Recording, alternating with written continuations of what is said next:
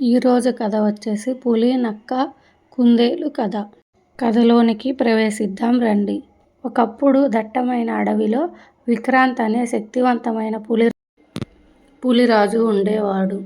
ప్రతిరోజు అది వేటకు వెళ్ళి తన గొప్ప బలాన్ని చూసి గర్వపడేది.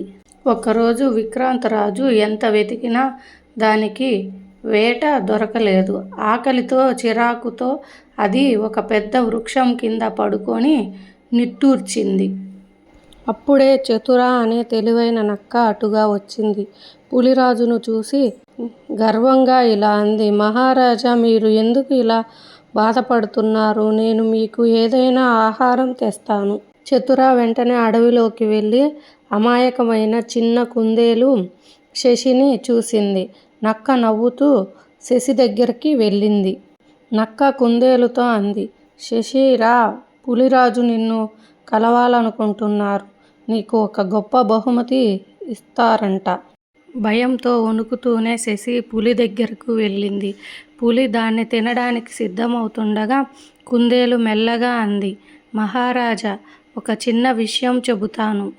శశి గొంతు తగ్గించి ఇలా చెప్పింది, ఇంకో పులి మీ పేరుతో ఈ అడవిలో రాజు అవుతానంటూ తిరుగుతుంది. అది మీ శక్తిని సవాల్ చేస్తుంది. పులి కోపంతో గర్జించింది.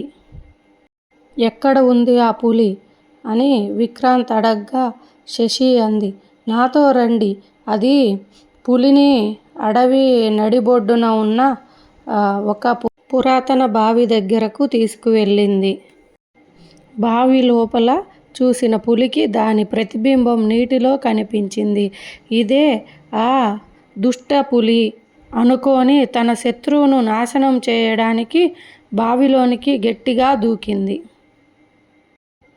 బయట నిలబడిన చతుర ఆ దృశ్యం చూసి ఆశ్చర్యపోయింది. శశి చిరునవ్వుతో ఇలా అంది, తెలివి బలం కంటే గొప్పది. అహంకారం ఎప్పుడూ నాశనానికే దారితీస్తుంది. Like, share and subscribe to my channel.